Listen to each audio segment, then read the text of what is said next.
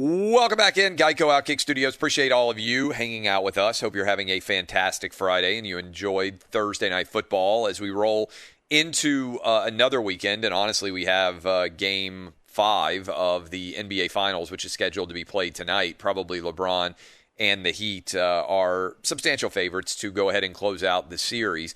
We bring in now Ryan Glasspiegel. Ryan is a writer at Outkick. He is at Sports Report. He's been on the show several times before. And I want to dive into both of these stories with him, but I want to start with a story that you put up on Outkick on Wednesday afternoon that ESPN was in line to be firing hundreds of employees as its business continues to face challenges. What can you tell us about that story, and why is it happening? Okay, thank you for having me on, Clay. And yeah, so the headline of the story is that ESPN is bracing for major cost cuts. And I think you and I have worked in this industry long enough that cost cuts almost always mean layoffs. And so we've heard different numbers of how many people. It's going to be at least several hundred. You've heard as many as 700. Michael McCarthy of Front Office Sports did a follow-up story after we published in which he said it's going to be 300 to 700. And I guess the reason that there could be a variable is that, as Fox Sports did earlier this year as well, as you know, ESPN asked some of their top talents and top executives to take pay cuts so that they could spare some people's jobs. And I think that it's conceivable that there could be like another round of requests for that, and then maybe that could impact the number of layoffs that there potentially are. And then as far as other cost cuts go, I think that we've seen during the pandemic that they've figured out leaner ways to run production. And so that might mean baseball announcers not being there. And if you just think about like how much ESPN has to pay for travel for announcers for the volume of games that they do. Look, they're going to send announcers to every Monday Night Football game. They're going to send announcers to every SEC football game. But then you start going down the inventory of games that they air and how many people watch them. And it's like, okay, Tennessee, Florida basketball on a Tuesday night. How many people do they need on site, and how much money can they spend? And you go on, and there are other cost cuts they can do in production. This is a big issue that's going to be hitting a lot of different companies in general. If you were, 22 years old or 21 years old and you were listening to this right now and you were working in college and you wanted to get a job in sports, what would you tell a 20 or 21 or 22-year-old person about the sports industry in general and where they should be looking? This is like a really, I don't know if I'm pronouncing this word right, but like a macabre way to look at it. But in a very bizarre way, this kind of does present opportunities for 21 to 22-year-olds, because when these companies do lay off people, it's usually people in their 50s, 60s, maybe 40s, and then they have to replenish the work somehow. And so ESPN, even if they do lay off 700 people, which would be over 10% of their entire global workforce, they're still going to be hiring come January. This actually could wind up being as good of an opportunity to get into the industry as there's been in several years for people in their early 20s. We're talking to Ryan Glasspiegel. Broke a story about ESPN planning to fire hundreds of people as a part of a cost-cutting move. Where does this leave the cable industry in general, right? Because it seems to me that we're in this kind of really fascinating window where broadcast networks were for a long time ridiculed, but everybody still has theoretically pretty easy access to ABC, CBS, NBC, and Fox. And the audiences reflect that broadcast can still produce audiences. But a lot of people are abandoning cable, right? And so streaming is not yet there. And so one of the challenges that ESPN had was with ESPN Plus, they were basically trying to step off of the cable gravy train, which had been one of the great businesses of all time for media companies to be involved in. over to streaming and be able to do that without creating, sort of a major disaster. And the analogy I made, is that like you're on a sinking ship and there's another ship pulling up beside you and you hope you're just going to step from one ship to another. Are they going to be able to pull it off? I think they are. I mean, because look, they're backed by Disney, and Disney, as I wrote about in the story, is facing considerable challenges in many of their business lines. Like that's another subtext of this ESPN story, is that maybe if like Disney movies and Disney theme parks and Disney cruises were doing all right, that they might be able to absorb some of the losses ESPN has had in the pandemic. And by the way, like ESPN hasn't been crushed nearly as bad as some of Disney's other businesses because like they got most of their live sports back. They lost some college football. They lost the Little League World Series. They did lose MLB, but then they got extra playoffs that didn't exist. And so they didn't lose all that much of the live sports that they had planned that they were going to have all the way back in March. But to your question about the cable, so ESPN, this is not exact math, but if we use round numbers, it's a lot easier. They had about 100 million cable subscribers in 2015, maybe a little bit more. Now they have about 80 million, give or take a couple million. So they lost 20 million subscribers, about 20% of their customer base.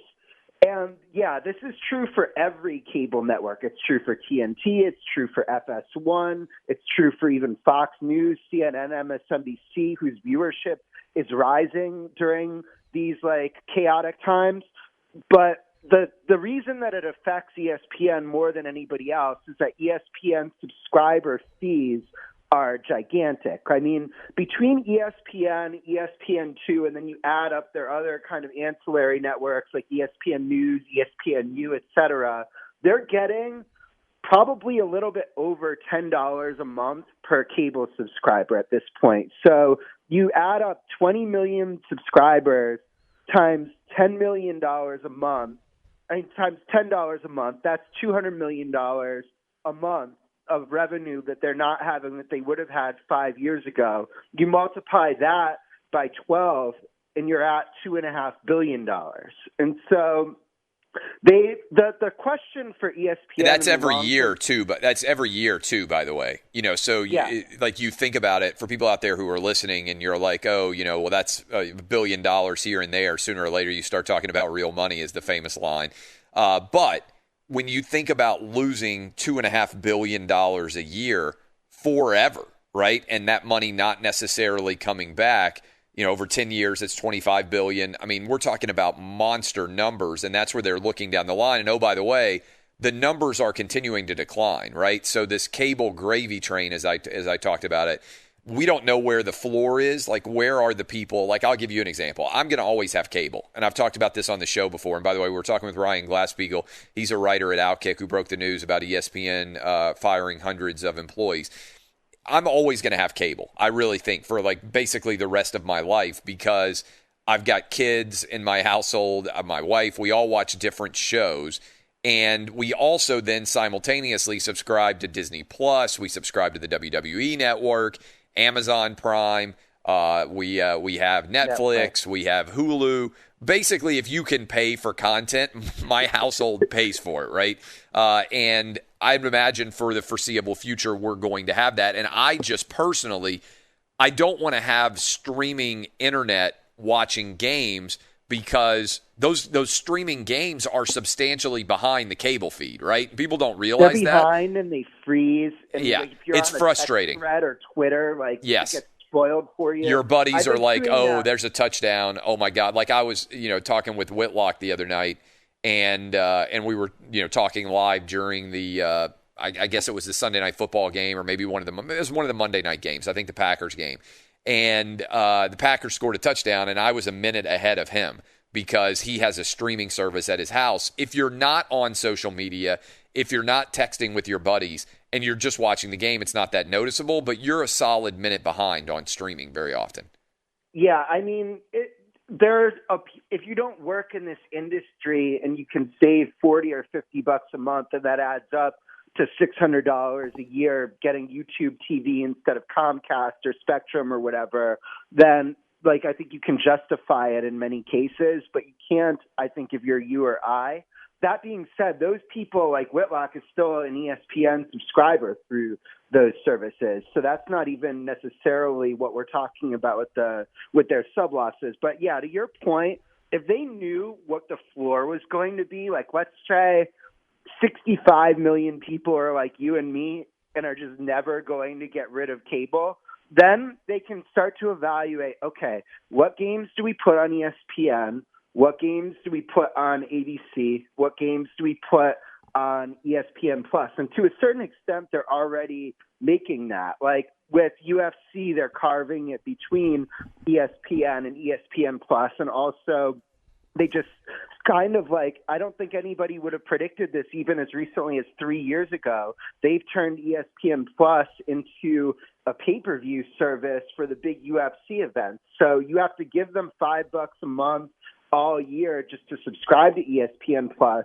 And then if there's like a Conor McGregor fight or something like that, I mean, I know he doesn't fight all that often, but there are some big fights every couple months, and then you're giving them another $60 or $70. And so I think that ESPN and Disney are going to be a big player in live sports for the foreseeable future. They're adding SEC. They're talking about adding more NFL to their umbrella. The question is how much effort and resources are they going to pour into the things that are adjacent to live sports in their business? I mean, we grew up on SportsCenter, PTI, things like that. Are they going to make new franchises like that, or are they just going to focus on delivering the games? And that's a question we don't really know the answer to.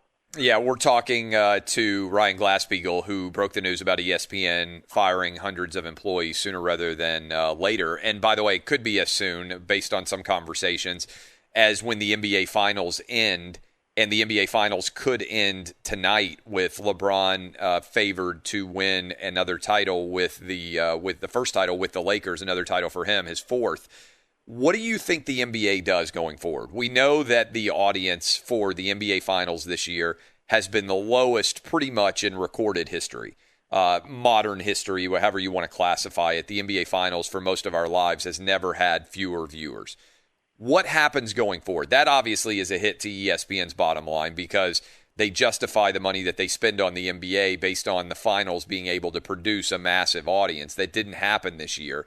Adam Silver has come out and said, hey, we're going to take social justice slogans off jerseys. We're going to take it off the basketball court, it seems. How much of an issue does the NBA have with their brand going forward? Yeah, so it's the same question, Clay, of what is the floor.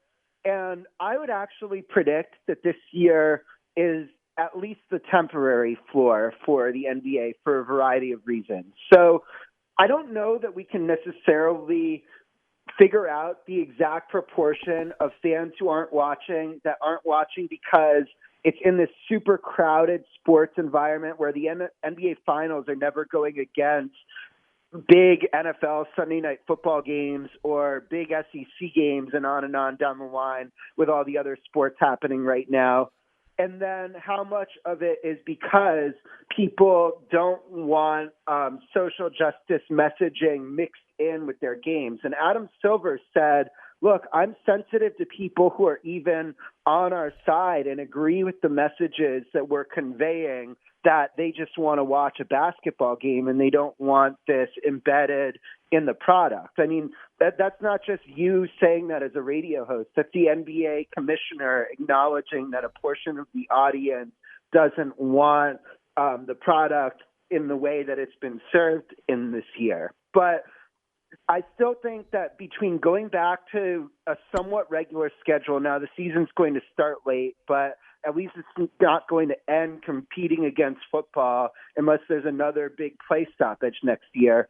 And they're getting Kevin Durant back in the New York market, and the Warriors should be healthy again. So you add those factors in, And you would think that at least for now, what we're seeing is the floor. It is interesting. And by the way, it's worth mentioning the NBA has managed to mostly avoid competition with the NFL. If they finish this in 5 games, I believe I'm correct in this. Dub, you can verify, Ryan. You may remember off the top of your head. I believe they started the NBA Finals on a Tuesday. Game 2 was on a Friday.